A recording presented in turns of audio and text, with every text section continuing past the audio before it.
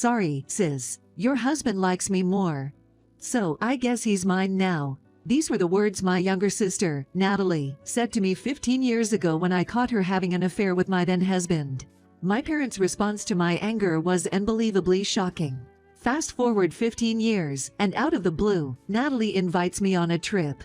No way. Are you still hung up on that? That's hilarious. Knowing you, you probably feel awkward on the trip, so maybe hide in a suitcase, huh? While I listened to her foolish laughter over the phone, I couldn't help but smirk to myself. You really don't know anything, still such a foolish girl. My name is Kingsley, a 42-year-old office worker. This so-called ideal age for marriage is long behind me. I'm what they call a singleton. While my friends are busy with their children, my home is always quiet.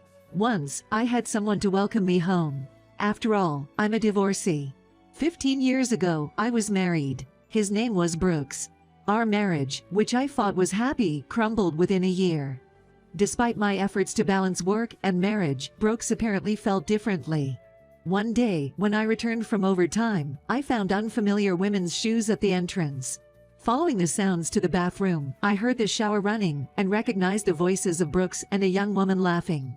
I burst into the bathroom, shaking with rage, and shouted, "What are you doing?" My face must have looked terrible with anger. Brooks was pale, but Natalie, the woman next to him, looked at me arrogantly. "Well, you scared me popping in like that. Right, Brookie? It's not what you think, Kingsley. Natalie and I aren't like that." I was furious, not just with Brooks, but also with Natalie, who called him Brookie and showed no remorse. Are you kidding me?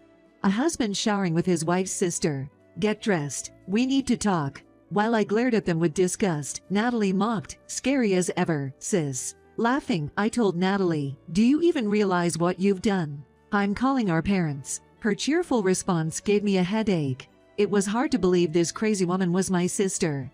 While waiting for our parents, she clung to Brooks, taunting me with her laughter. Brooks had resigned himself, confessing to his relationship with Natalie and expressing his desire to divorce me. Knowing that the two had been involved for over 6 months, even though we were only married for about a year, made me feel sick. "Sorry, sis. Your husband likes me more. So I guess he's mine now." The way she referred to Brooks as your husband seemed intentional. Meanwhile, our parents had arrived at our house. When I told them everything, Natalie, "Not again."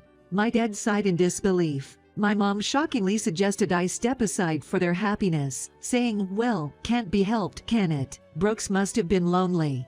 If Natalie is set to marry him, you should wish them well, right, Kingsley?" That's what she said. Brooks, surprised by their reaction, pledged, "I know I've been unfaithful, but I will make Natalie happy." In front of me, the 4 others began to act as if everything was settled, starting a cozy family moment. My boiling anger couldn't be contained anymore. "Don't joke around. I will never forgive you. I'm more than happy to divorce this man. But I will sue you both for damages and make sure you pay," I yelled, breathless. Natalie just sneered, "Greedy for money, huh? How awful to take damages from your own family." I almost lunged at her but stopped myself. She wasn't even worth hitting. The divorce went through, and I got the alimony from both of them. Brooks' parents, unlike him, were sensible. Once they knew the reason for the divorce, they disowned him. They even apologized to me profoundly. Natalie and Brooks, not having enough money, had my parents pay the damages. Months later, they sent me an invitation to their wedding. I immediately tore it up. Growing up, Natalie, being 6 years younger, was always pampered excessively by our parents. It was as if my name had changed to Big Sister. Whenever we fought, I was always the one who got scolded, much to Natalie's delight. She always looked so pleased with herself. "You're the older one, you should be patient." I must have heard those words I hated thousands of times. Unlike me, tall and independent, petite and charming Natalie was always popular. My parents doted on her, treating us very differently. While I was raised to be independent, even being told to go to the doctor alone from around 3rd grade, Natalie would be fussed over for the slightest fever. Early on, I gave up on feeling loved by my parents. Despite everything, I might have secretly hoped back then that our parents would scold Natalie for getting involved with someone else's husband. But after their reaction, I couldn't even cry. For 15 years, I haven't seen my family. Even though I've been asked out, I couldn't bring myself to love someone again. I lived each day fiercely as an independent woman, weathering the storms of life. Now, at my age, I'm financially stable enough to enjoy solo trips and occasional luxuries. But one day, an anonymous call disturbed my peace. "Hello, big sis. It's Natalie. How've you been?" Hearing her voice after 15 years made me emotional. "Why on earth are you calling me now? Are you out of your mind?" Despite my raised voice, Natalie just laughed, still holding a grudge. So gloomy as always. She is in her mid-30s, but Natalie still spoke foolishly, which infuriated me. She mentioned a family trip to a fancy inn, arranged by her, but my parents wanted me to come too. Mom and Dad want to apologize for everything. Lucky you. But Brooks will be there too. If it's awkward for you, maybe hide in a suitcase, haha. Mocking me with her laughter, she suggested that. After a moment's thought, I agreed to go, and smirked to myself. On the day, as headed to the meeting place on the station platform, there was a conspicuous group that people on the street glanced at. "What is it?" I looked at them, and I couldn't help but exclaim, "Wow, that's intense." The last time I saw her, Natalie was barely in her 20s, but now she's nearing 40. There she was, still standing in a miniskirt like she used to, showing her bare legs, making me smile wryly. Despite the passing years making it harder to defy age, she had slightly darkened knees and a fuller figure. Her first words to me were, "Not as aged as I expected, but your clothes are a bit drab, huh?" While riding the train, I thought, I don't want to hear that from you. Meeting my parents after so long, they briefly greeted me and continued their merry conversation without me. Brooks, feeling awkward, avoided eye contact with me. Was she planning to stay for a week after just one night? I was surprised to see that Natalie brought a suitcase big enough for a week's stay, filled with only clothes and beauty products. Choosing outfits and shoes based on my mood is classy. But you wouldn't understand that. Arriving at the inn, the elegance of the well-known luxury establishment and its staff was apparent. In that scene, Natalie's outfit stood out even more. "Thank you as always, Mr. White." White is our family name. That's so cool, getting recognized in such an inn. Makes me proud as his daughter. When Natalie learned that our dad was a regular, she suddenly changed her attitude towards the staff. "Hurry up and carry the bags. I'm tired." I had no intention of sharing a hot spring with Natalie and Mom, so I enjoyed a private bath alone. Hot springs are truly the best, but people really don't change easily. I smiled to myself, lost in thought. After the bath, during a quiet dinner, Natalie snuggled up to Brooks. "Big sis, you should be more grateful to our parents. You'd never get to experience such an inn with your lifestyle. Unlike you, we travel with them once a year, right, Brooks?" "Doh, that's nice," I responded nonchalantly. Annoyed, she retorted, "It's your inappealing attitude that got you cheated on. Why don't you pay for this yourself? Though, a perpetual mid-level employee like you couldn't afford it." Natalie's laughter was unstoppable for me too. "Can't afford it, you say? Are you talking about yourself? Someone who's never worked or earned her own money, acting all high and mighty?" "Don't worry, I always intended to pay for my part. Though, should I specify only my part?" I sneered and glanced at our parents. "Well, I'm done with my meal and leaving now. We won't meet again, so enjoy yourselves." As I stood up, Natalie shouted, "Just go. We don't need a gloomy woman like you around." Ignoring her parting shot, I was settling the bill at the front desk, and then my mom said, "Wait, what do you mean, Kingsley?" They must have rushed over, my parents' hair disheveled and faces panicked, followed by Natalie and Brooks. What are you talking about? I don't understand." I spoke coldly, knowing I'd never see them again. "Forget her. Let's go back and drink. Some people never change." Such an uncharming woman. My ex-husband, Brooks, compared me to Natalie. My parents seemed too flustered to respond, just managing an awkward Behind my foolish parents, I decided to enlighten the two clueless people glaring at me. "Do you know what these people said to me on the train when you all left the seats? They wanted me to pay for the entire stay here." It's laughably presumptuous. I couldn't help but laugh, seeing my parents' faces turn red. "What? That's impossible. We're wealthy, and they even give us financial support every month." Natalie protested, claiming that I'm lying. "Support? Are you beggars? You really don't know anything. The wealth was a long time ago. They are so pretentious and foolish." They got into debt, and last month, they finally declared personal bankruptcy. Didn't Aunt tell you? I spoke condescendingly. My parents hung their heads in silence, realizing the truth when they saw that Natalie and Brooks turned pale. Well, it's none of my business. I said that, and then I told the staff. The meal was delicious. I can't wait to see how it changes with the seasons on my next visit. I smiled to them, and the staff responded, "We're grateful for your patronage, Ms. White." The four of them were surprised to see my friendly exchange with the staff. In fact, this wasn't my first visit here.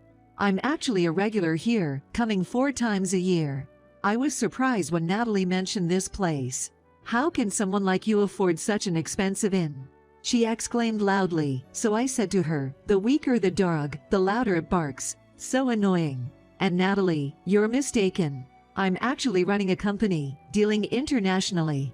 I do have the means. I established my company with some friends shortly after divorcing Brooks 15 years ago. We import and sell home goods. It was shaky at first, but it's been profitable for years now. Funnily enough, part of the capital came from the alimony. Life is unpredictable, but I've built a decent life on my own. Joining this ridiculous trip was to show them my success, a best revenge. Seeing their foolish faces was somewhat satisfying. That alone lifted my spirits a bit. I'll never forgive them though. They probably didn't know I was a business owner. Yet, they expected me to pay the full amount of $1,500 per person per night from the start. My parents have always been excessively soft on Natalie, which is almost impressive in its own way. I've told my aunt, who always worried about me since I was young, to only call me for funerals. Well, my taxi's here, so I'm heading home. That's $6,000 for the 4 of you. Make sure you pay it all. Bye now. I got into the taxi and told the driver to head out. Looking back, I couldn't help but laugh at the sight of the 4 of them standing at the inn's entrance, mouths agape, watching my taxi. The driver asked me, "Did something good happen, ma'am?" "Can you tell?" "I'm in a great mood," I replied with a smile. A few days later, I was on the phone with my friend. "Wait, what did you just say?" The whole situation was so ridiculous, I couldn't stop laughing. Yay, those people insisted they couldn't pay, and kept saying to wait for Kingsley to come back. How can they be so arrogant without a dime? That was Alia, a friend who works at that inn. Her being there is one of the reasons I use that inn. Ahaha, I've blocked them, so no chance of that. After Natalie called from a private number, I set my personal phone to block calls from non-contacts. I got rid of their contacts 15 years ago. I plan to change my phone number soon. One can never be too careful with crazy people. I've also had my address registration restricted for a long time. Alia continued to amuse me. "We're used to dealing with odd customers, but wait, I can't stop laughing now that I remember." As Alia laughed over the phone, I doubled over in laughter myself. Apparently, they returned to the room briefly, and then the 3 of them came back to the lobby. When Alia asked about the 4th person, "What are you talking about? It's always been the 3 of us." "That's right, look properly." They started making a scene. Brooks was red-faced and kept his head down. They left a bunch of clothes, shoes, and beauty products in the room, claiming it was all my forgotten items when pointed out. The inn finally had enough and threatened to call the police, which made them pale. And where was Natalie found? I've worked here for years, but I've never seen anyone hide in a suitcase to dodge the bill. Continuing to laugh, I apologized for the trouble and promised to visit again. "Don't worry, I doubt you'll see anyone that crazy again." My parents had called all the relatives, but no one helped, probably because they already owed them money. Even trying to pay by card was impossible. Our parents had no credit cards due to their bankruptcy. In the end, they started arguing. "Do you know how much we've done for you?" "I don't care about that," Natalie snapped back. Eventually, Brooks, the only one with a card, had to settle the bill for all 4. But not without exceeding the limit on one card. "You guys are a joke," he exploded, despite having enjoyed their indulgence all this time. Thinking back, I'm genuinely glad I divorced such a person. I heard their marriage soured after this incident, and Brooks found another woman and disappeared. Natalie returned to our parents' house on the condition she would work, but she's the same person who lazed around at home after graduating high school. I wouldn't hire someone in their mid-30s with no job history and a difficult personality. Let her struggle all she wants from now on. Speaking of which, Natalie, you told me to hide in a suitcase, and then you end up doing it. What a contortionist, I chuckled at the thought. I don't think I'll ever marry again. I enjoy my work more than anything, and my employees are like family to me. Blood isn't everything. Parents should realize it's wrong to expect unconditional love and obedience just because someone is their child, but they probably never will. They're no concern of mine. All right, let's get to work. I clapped my hands to my cheeks to psych myself up and started humming as I began my morning routine. Right now, I'm living the most fulfilling days of my life.